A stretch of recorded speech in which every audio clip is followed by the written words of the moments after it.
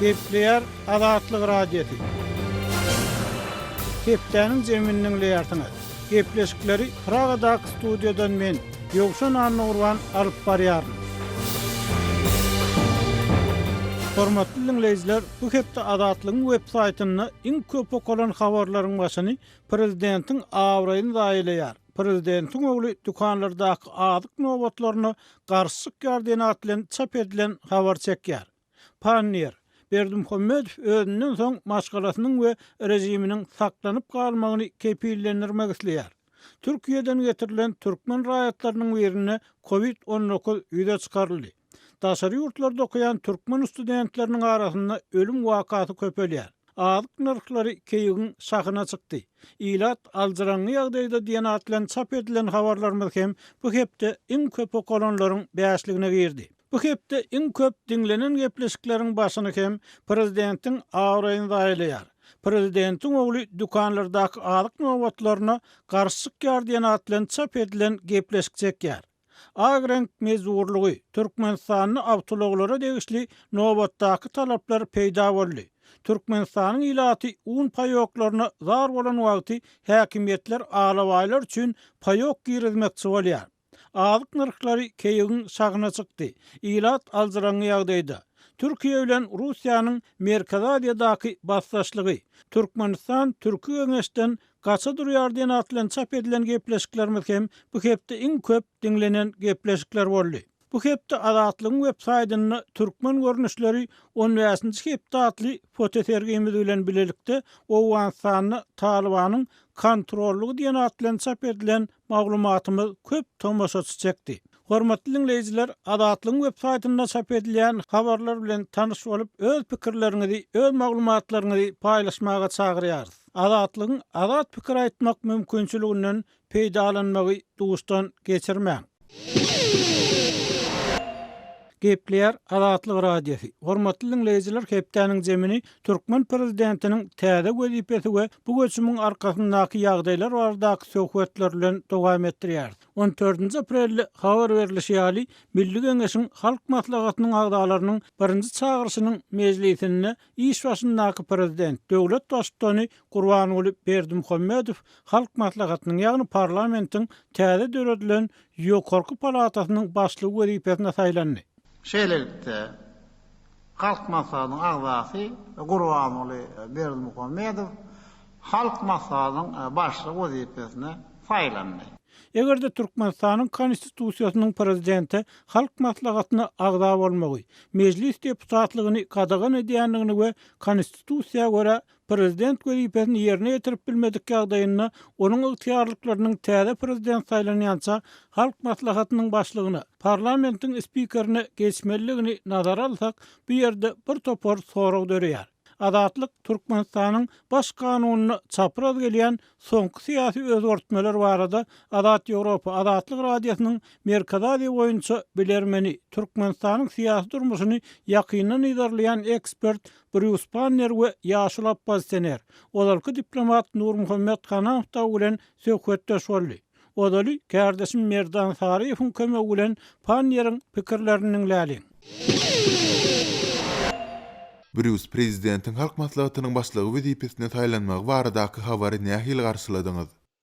The announcement today that Gurbanguly Berdimuhammedow had become the speaker of the Halk Maslahati was not entirely unexpected. Türkmenistanyň prezidenti Gurbanuly Berdimuhammedowyň halk maslahatynyň başlyklygyna taýlanandygy baradaky habaryň dogrulygyna garasylmadyk bir ýagdaý bolandygyny aýdyp bolmaýar. Esasan hem onuň mundan bir näçe hepde ozal halk maslahatyny deputatlygy taýlanandygy ma'lum edileninden soňra bu onçokly täsin hem işidilmedi. Dogrusu şol pursat bu habar bir näme gen kabul edilipdi. Ýöne bu ýurdu dolandyrmak ulgamynda häzir käbir özgertmeleriň bolup geçýändigini äşkär edýär. Mundanyň halk maslahatynyň başlyklygyna Berdimuhammedowyň özüniň ýa-da ogly serdaryň taýlanjakdygy barada durly garaýşlar ortaga atylýardy. Emma Milli Geňeşiň täze palatasynyň juda saknalaşdyrylan mejlisiniň dowamında Berdimuhammedowyň özüni spiker ornuna teklip etmegi, kanun çykarjylaryň hem onu bir agzdan goldamagy köp zady aýan etdi. Aslında Berdimuhammedowyň dolu goldawy eýdigi baradaky öňe sürmeler Türkmenistan üçin geň bir zat däl. Elbetde, meclisiň dowamında Berdimuhammedowyň kandidaturysyna garşy çykan ýekiji de adam tapylmady.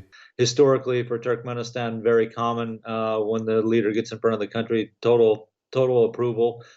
No one was against, of course. Brüs, Türkmenistanyň kanunçylygyna laýyklykda bir adam bir wagtda hem ýerine ýetiriji hem de kanun çykarjy häkimetleriň başlygy bolup bilmeýär.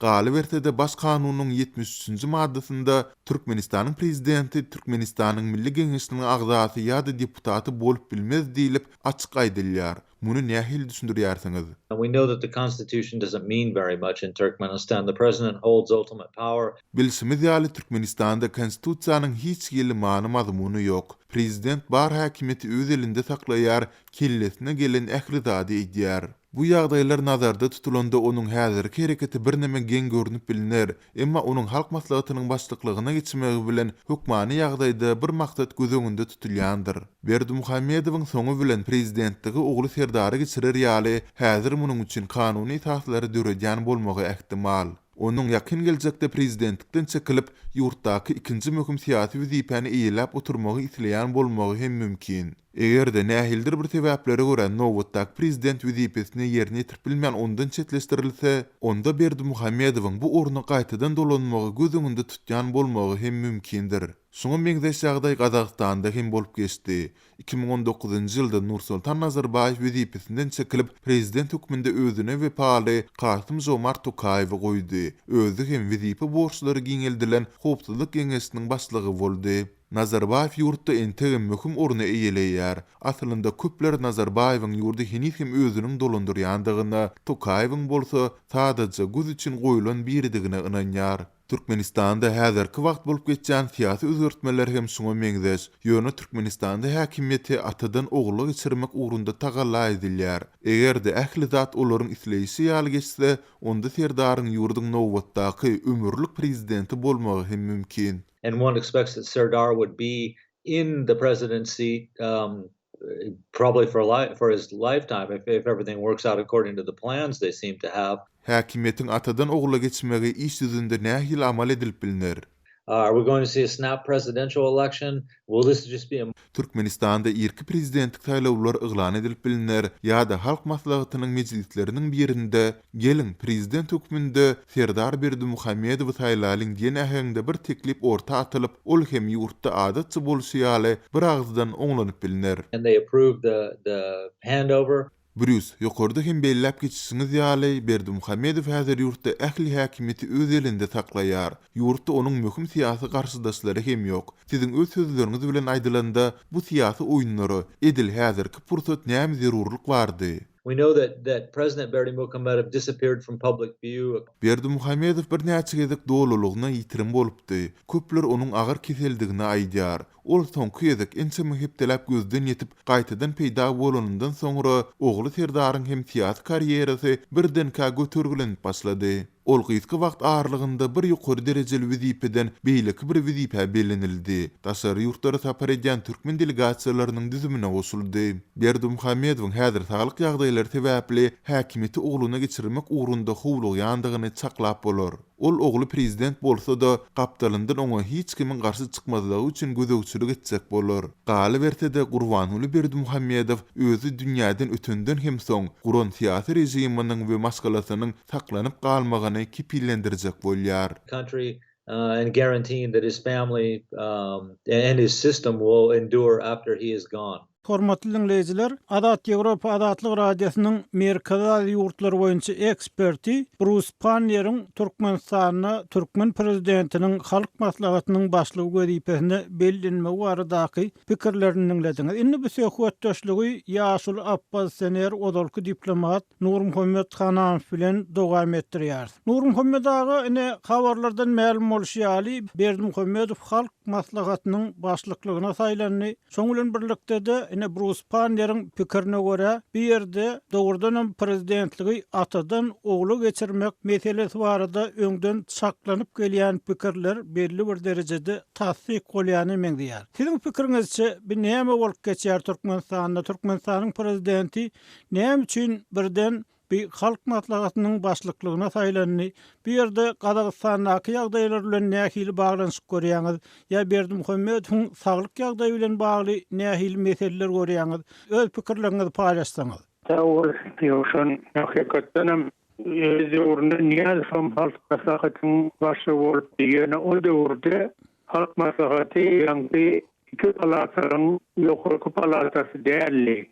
Nismahal halk maslahaty Türkmenistan konstitusiýasyny üstüdip iki palatary edenden soň halk maslahaty ýokurky palata boldy. Ol Berdimuhammedowyň prezident hökmüni ýokurky palataň başy bolmagy o konstitusiýaga gelmeýändir. O konstitusiýany ýa-sermeslik etdigi bolýar. Näme üçin näçe konstitusiýaga garşy olan hereketler olýanmış. Özüm prezident tarapyndan. Şoň üçin bular birinji ýagnyşlyk. İkinciden hem ýa-ni hakykatdan bu edilen hereketler birinciden Gazagystanyň senaryosyna meňdiýär. Ýöne o ýerde goýanyzmy? Onu Nazarbayev hakykatdan prezidentlik wezifesinden aýrylyp geçýär. Ýöne Berdimuhammedow prezidentliginden dowam etýär hem hakykatdan başyna geçýär. Indi bu geljekde Berdimuhammedowyň prezidentlikden çekilmek planynyň bardygyny, ýerine ogluny geçirmek planynyň bardygyny tasdikleýärmi siziň pikirinizçe? Türkmenistanyň ýagdaýy Gazagystanyňky ýagdaýy bilen deňeşdirilenine şu mesele, şu pikir hem nazarda tutulýar. Ol hakykatdan bu ýöne geçirip bolar. Ýöne men pikirim boýunça hakykatdan Berdimuhammedow öz ogluny ýerine taýinýanlygy görnüp duranda. Ol oňa şeýmer uly siýasatçy bolmaly, hakykatdan ýurtda bolýan datlary bar. Olaýany öwrenip analiz etýän adamam gerekkel. Ýerde görnüp duranda. Näme üçin näçe soňky döwürde ogluny berilýän görevler oňa berilýän tejribeler ýa-ni bilelikde daşary işler ministeri bilen orşedy diýäreti ýa-ni sen ýa-ni gatnaşmagy ondan ol Medvedevden Türkmenistan Ýaponiýa gatnaşygyna gurulmasyna ýol başlatmagy, orta Türkmenistan gatnaşyk gurulmasyna ýol başlatmagy, Medvedevden aýryp ogluny geçirmegi. Bu zatlaryň hemmesi ýa-ni ogluny taýinlän barada bir açyk görnüp duranda. Onun ýöne men pikirim boýunça taýinlamasyna taýinlä ýöne Berdimuhammedow bu ýakyny sağlık sebäbi bolaýmasa prezidentlik görevininden aýrylýar diýip pikirlejek. O soňky derejäçini prezidentlikden aýrylmaz, prezident bolar ýöne birden şolar ýaly ýagdaý gelýärne olu taýin derrew ýöne ýerine geçirip aýrylmagy mümkin. Inni synçylaryň pikirine görä Berdimuhammedow şu saglyk meselesi barada gurrun çykandan soň, muşmuşlar ýaýrandan soň birden şu ogluny wezifeden wezife geçirip gassagly ýagdaýda taýýarlamagy başlady, oň tejribesini artdyrmagy başlady diýen pikir öňe sürülýär. Bir ýerde de şu esasy mesele Berdimuhammedowyň saglyk meselesi bolupdyr. Indi şu ýagdaý barada belli bir zat aýdyp bolarmy? Ikinji tarapdan Türkmenistanyň bu barada prezidentiň saglygy barada hiç bir maglumat çap edilmeýär. Bunu gözümüne tutup var. Yani sağ adam ondan beydip kaçmaz. Bunun etken hareketleri öz sağlığı var da, alıdaki var da tasvir ediyor. Yani onun daştorunun sağlığı var da, alıdaki görünüp duran zat şu hareketleri analiz görüyor. Nur Muhammed siz sözüňiziň başynda Sapar Murat Niýazowyň hem halk maslahatynyň başlygy bolanyny aýtdyňyz. Ikinji tarapdan ol Türkmenistanda iki palataly parlamentiň ýokdugyny bellädiňiz. Emma Türkmenistanda şu Niýazow döwründe halk maslahaty hem iň ýokary kanun çykarjy gurama hasaplanýardy. Diýmek bir Berdimuhammedowyň gaýtalýan ssenarisy eýem Niýazow tarapyndan gaýtalanan edilen iş bolup görünýärdi onda, şeýlemi? Bu bir tarapdan seyretsek şeýle o hakikaten Niýazow döwrüne köpalatalyk bolmasa da ýa-ni soňky ýyllar başda halk maslahaty kanun çykarjy gurama däldi. Ýöne soňky ýyllar hakikaten halk maslahaty güýçlendirdi. Oň halk maslahaty ýa-ni meclise çenni, ministrlik kabinetine çenni, Yankı halk maslahatı bilen birleştirilen yerleri kuruma getirdi. Halk maslahatı şu kurumlarının üstünde bulup son başına geçti. O da Edil Konstitüsiyon Palatalar olmasa da çolar yani niyakın edendatları yönü kanunlaştırıp iki palata derecilip Berdi Muhammedov şonu gaytalık tekemeymiş olmalı. Doğru. Inni ikinci taraftan siz Berdi Muhammedov'un bu hareketlerinin bu edeni işinin konstitusiya ters gelýändigini aýdýarsynız. Emma synçylar mundan öňen Berdi Muhammedov häkimiýet başyna gelende konstitusiýanyň bozulanyny aýdyp gelýärler. Sebäbi şol ýerde Niýazow ýogalandan soň häkimiýet başyna konstitusiýa boýunça parlamentiň başlygy gelmeli, spiker gelmeli. Emma oňa garşy jinayet iş açyldy. İkinci tarapdan şol ýerde wagtlaýyn prezident bolan Berdi Muhammedow saýlawlara gatnaşdy. Şonuň bilen baglykda Berdi Muhammedowyň bir näçe gedek konstitusiýany bozulanyny aýdylýar. Onda bir Türkmenistanyň iň ýokary derejeli adam tarapyndan konstitusiýanyň bozulmagynyň hem adaty zady öwürländigini aňladýar da şeýle diýip bolarmy? Katı doğru. Birinci eğitimden Niýazow ýolundan soň Berdi Muhammedow'un eden hareketleri konstitusiýaga galat gelmeýän hareketler. O da dowam edip gelýär. Şoň üçin konstitusiýany bozmak Türkmenistana Berdi Muhammedow ýaly prezident bolýan adam onuň üçin hiç zat däl. Konstitusiýa üçin esasy kanun däl. O kanun Berdi Muhammedow'un redi etken hareketleri öz aýtýan goýan zatlaryny şo kanun Türkmenistana şo ýerýär. Konstitusiýa boýunça Türkmenistanyň her adam özüniň gormanyna gora bilýär. Ýöne konstitusiýaga daýanyp insan hakkary dep gelenine hiç kim konstitusiýaga daýanyp özüni gora bilenok. Şoň üçin Türkmenistanda konstitusiýa işlemeýän numarada bir topar faktlar aýdyp durar. Inni bu wakalar Nur Muhammed ağa bilşiňiz ýaly Türkmenistanyny dowam edýän agyr ykdysady kriz bilen gawat geldi. Şoň bilen birlikde de şu Türkmenistanyň hökümetini, Türkmenistanyň prezidentini ýurdu şu ykdysady krizden çykarmak boýunça anyk bir pikiriň ýokdugy öňe sürilýär synçylar tarapyndan. İkinci tarapdan Türkmen häkimiýetleriniň şu ykdysady kynçylyga sebäp bolany olaryň bu kynçylygy emeli ýagdaýda döredendigi hem tasdiklanýar. Üçüncü tarapdan elbetde bu mesele Türkmenistandaky ykdysady kynçylyklar korrupsiýa bilen baglanyşdyrylýar.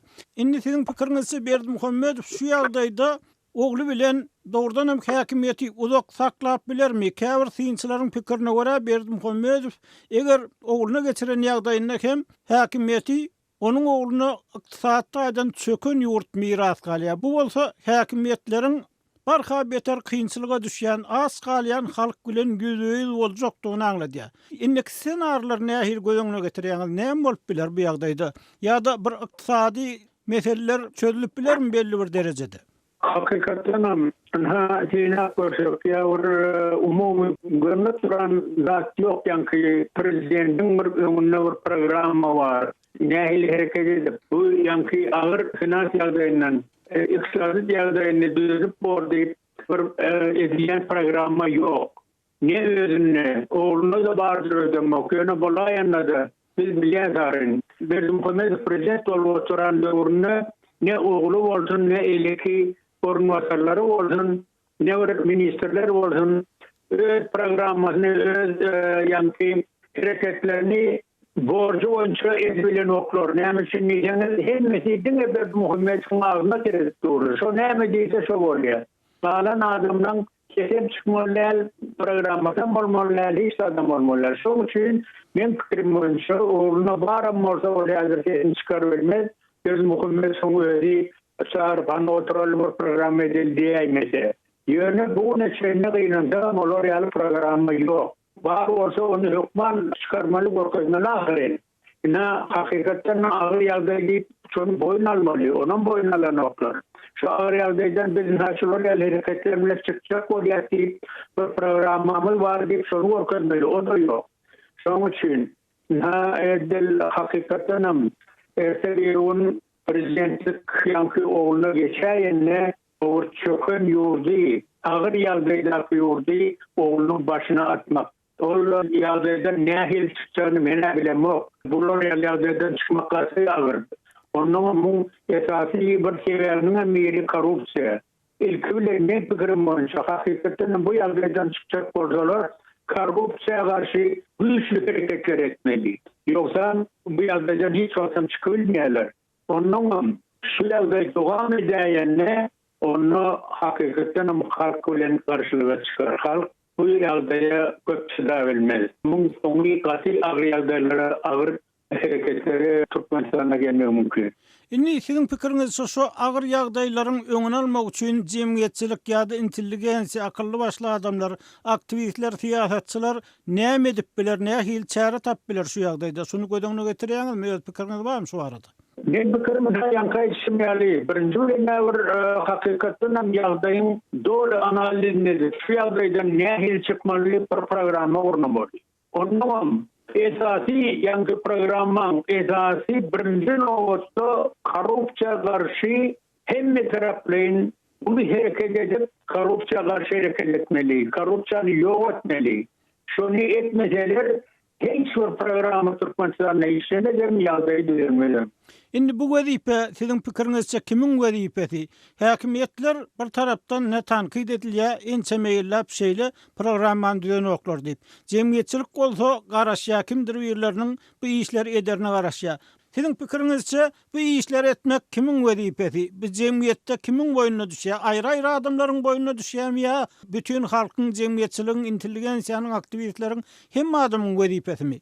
Bu hemme adamyň, bu jemgyýetiň wezipesi. Bulan hemmesi bilelikde şoňa garşy hareket etmese, bunu bilip bolmaz. Hormatly dinleyijiler, bir Ýaşul Abbas sener odalky diplomat Nur Muhammed Hanaň pikiri. Hem sizin pikiriňizçe Türkmenistany emele gelen ýagdaýdan nähili çykalga we nähil çözgüt tap bolar? Bu arada bir de öz pikirleriňizi ýazyň, aýdyň. Gepler Adatlyk radiosi. Hormatly dinleyijiler, şunuň bilen hepdeniň jeminiň nowatdaky sanynyň soňuna geldik. Gepleşiklerimizi dinleýäniňiz üçin köp sag bolun. Onu Pragadaky studiýadan men Ýogşan Urban alyp bardym. Adatlygyň tolkunlaryndan aýrylmaň.